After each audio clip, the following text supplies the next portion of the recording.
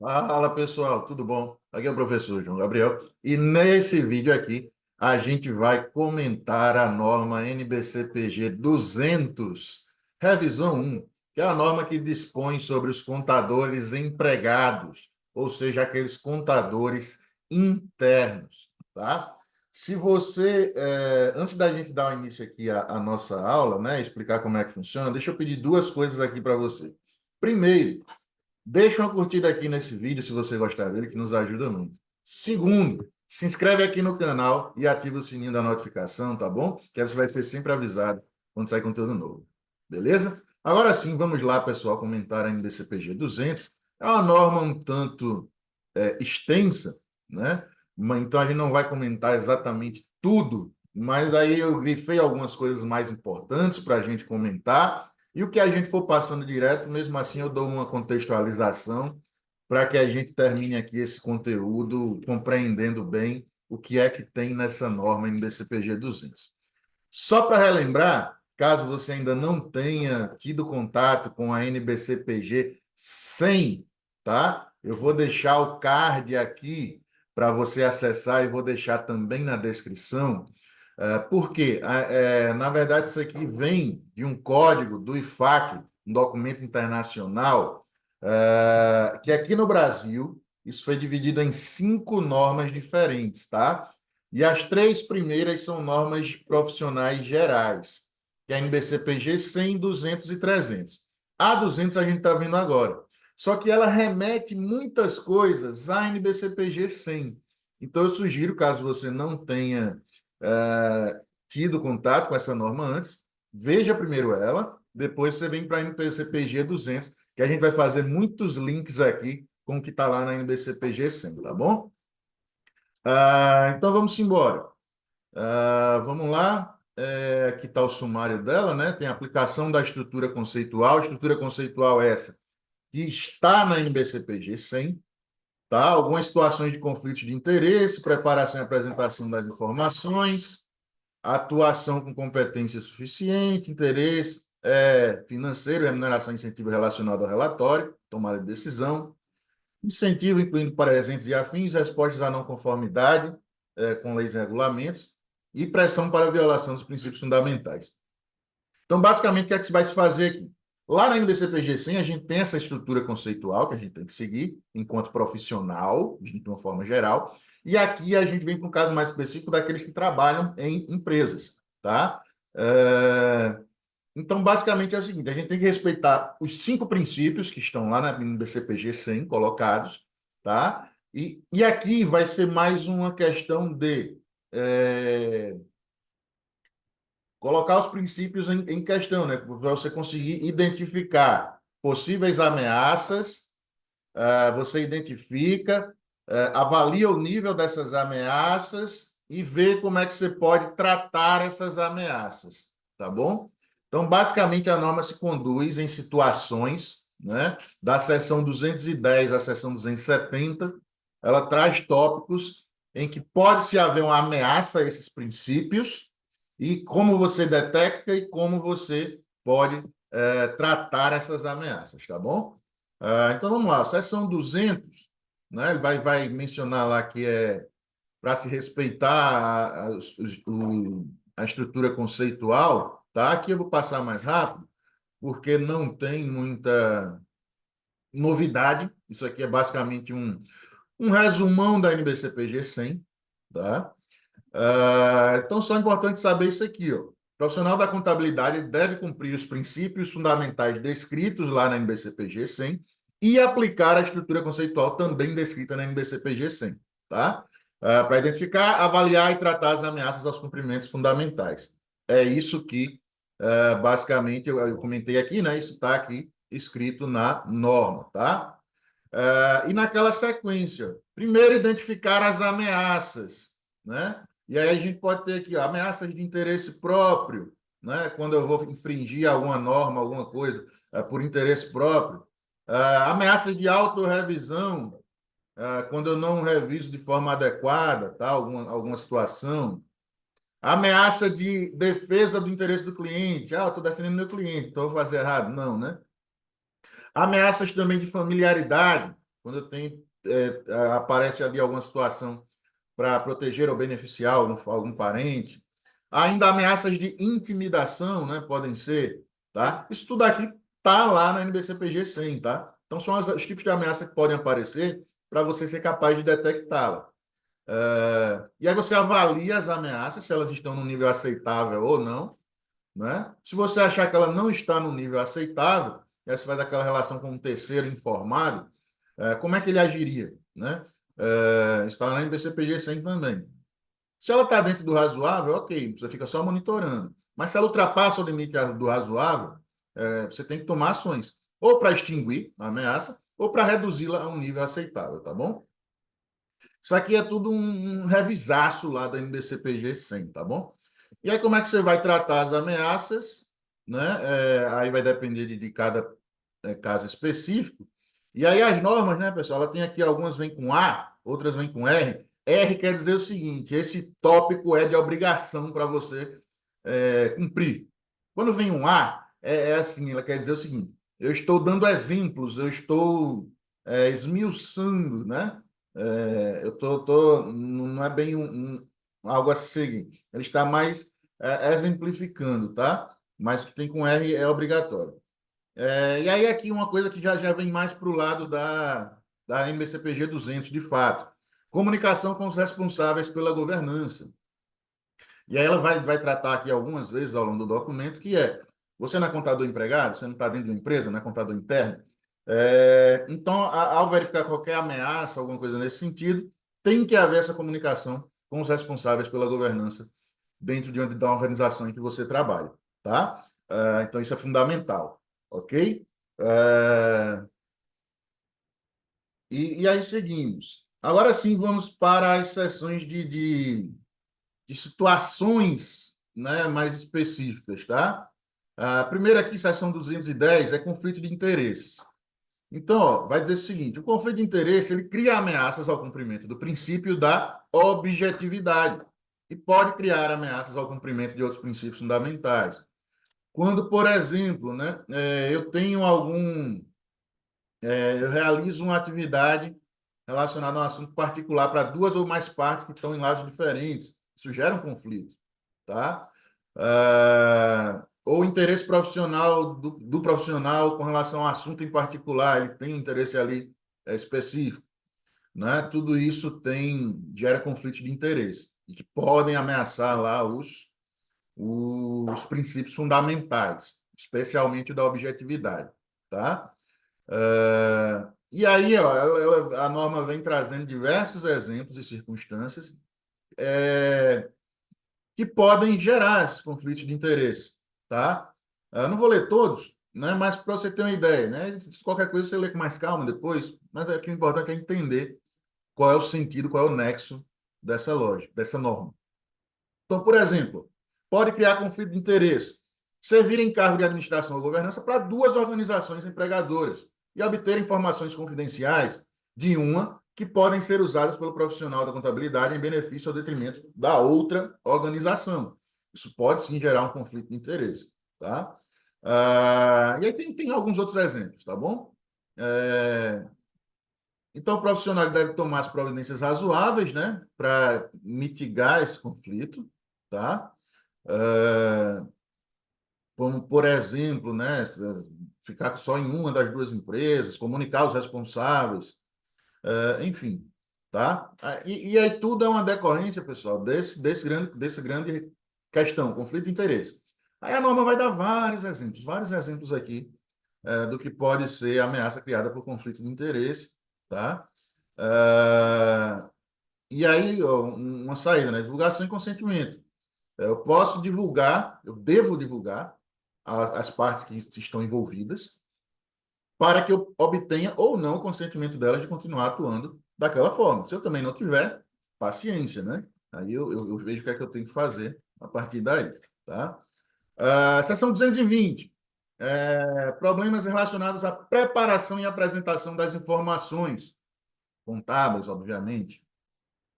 Então, vai ser dito, a preparação ou apresentação de informações pode criar uma ameaça de interesse próprio, de intimidação ou de outras ameaças ao cumprimento de um ou mais dos princípios fundamentais.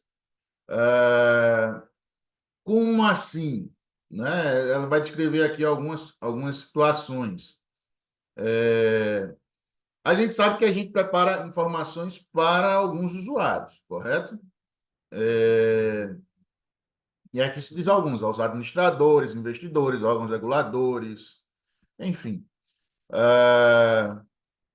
Então, ao preparar, né, a gente tem que ter esse cuidado de não omitir, não tornar obscuro, não tornar nada nesse sentido, das informações que podem se tornar enganosas, tá?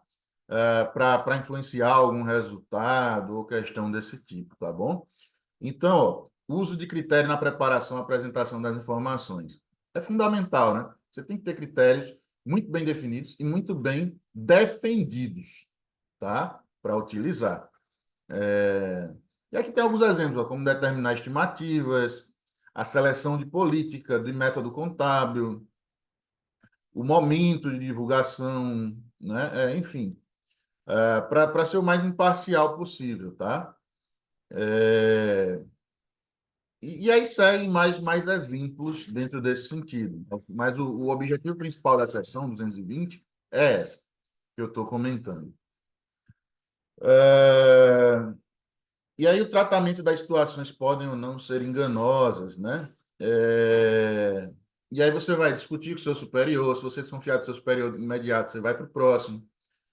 Mas você precisa manter ali sua independência profissional, tá? E elaborar um documento técnico, tá certo? E aí, ó, são várias questões que são colocadas aqui, muitas a título de exemplo, né? Mas o importante aqui nesse momento, nessa aula, é você entender o sentido geral, tá? E é importante que eu destaque aqui, ó, se esgotar todas as opções possíveis, e mesmo assim eu determinar que todas as ações que eu tomei, que eu achei apropriadas, não foram tomadas, e eu continuo tendo motivos para acreditar que as informações ainda são enganosas, o que é que eu devo fazer em último caso? Me recusar a permanecer associado a essas informações, tá bom? Isso é bastante importância, tá? E aí vamos descendo aqui, ó, né, a questão de documentar tudo, enfim. Na seção 230, aí vai falar da atuação com competência suficiente. Essa é mais direta, ao ponto, que é justamente isso aqui que eu detalhei. O profissional de contabilidade não deve, de forma intencional, enganar a organização quanto ao seu nível de competência ou experiência, né? Eu tenho que deixar claro até onde eu sou competente e experiente para desenvolver aquela função. Basicamente isso, tá? Porque isso pode levar a danos, né? A danos propositais ou não, a terceiros, tá certo? Essa aqui é mais curtinha. A 240 justamente é o interesse financeiro, remuneração e incentivo relacionado ao relatório financeiro e à tomada de decisão. Ela está bem ligada com a próxima também, mas vamos comentar, né? Como assim? Ora, o profissional da contabilidade não deve manipular informações ou usar informações confidenciais para ganho pessoal ou para ganho financeiro de outros, de terceiros. Então, é disso que essa seção 240 está tratando, tá? Eu não posso colocar o interesse financeiro meu ou de terceiros é, acima do meu dever de fornecer informações precisas e verdadeiras, tá certo? Então, é basicamente isso que o 240 vai tratar. Ele traz diversos exemplos do que pode gerar, né, esse tipo de situação, que ele não vai ler agora, tá? Senão esse vídeo ia ficar interminável. E aí a 250 tem a ver com a 240, como eu disse, porque ela trata de incentivos, incluindo presentes e afins. É certo ou errado eu receber incentivos ou receber presentes? É disso que trata essa sessão, tá? E aí ela é um tanto extensa, porque, veja, primeiro ela vai dizer, ó, incentivo proibido por lei e regulamento. Isso aqui não tem nem o que dizer, né? Se é proibido, ponto final. Mas e se ele não for proibido por nenhuma lei ou regulamento? Aí eu tenho que ter essa noção de ele foi feito com intenção de influenciar o meu comportamento? Se sim, eu devo recusar, tá bom? E não encorajar que isso se repita. Se eu considerar que não, que é um incentivo trivial, que não tem nada a ver com o resultado que eu vou entregar, aí tudo bem, tá? É, Então, basicamente, é isso que se coloca aqui, né? E ficar sempre monitorando, né? Vai que alguma coisa, às vezes, não era inicialmente nesse sentido, mas passa a ser depois de um certo tempo, tá? E aqui diz, ó, se não tiver a intenção de influenciar de maneira inadequada, tudo bem, né? Não há problema, tá bom? E aí tem um ponto aqui, e ele sai dando exemplos, né, do que pode ser alguma coisa no sentido de não ser algo para te influenciar. E aí fala, inclusive também não necessariamente incentivos e presentes a você, mas também tome o mesmo cuidado se isso acontecer com um familiar imediato ou com alguém próximo, que pode ser que não seja direcionado a você especificamente. Mas, se for um familiar imediato ou próximo, os cuidados e observações e análise devem ser feitos da mesma forma, tá bom? Então, vamos em frente aqui. Aqui ele só mais exemplificando também, tá? A seção 260, a penúltima, ela vai tratar de resposta à não conformidade com leis e regulamentos. Como assim? Tem um ponto aqui que eu destaco, que é isso aqui, ó. Em algumas jurisdições, há dispositivos legais ou regulatórios que regem o modo como o profissional da contabilidade deve tratar a não conformidade ou a suspeita de não conformidade. Esses dispositivos podem diferir das disposições dessa seção aqui ou ir além dela.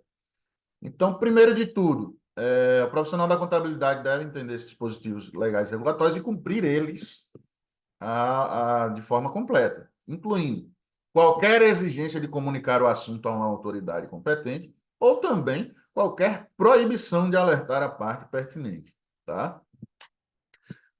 Mas, basicamente, nessa seção aqui, 260, vai se tratar disso, tá?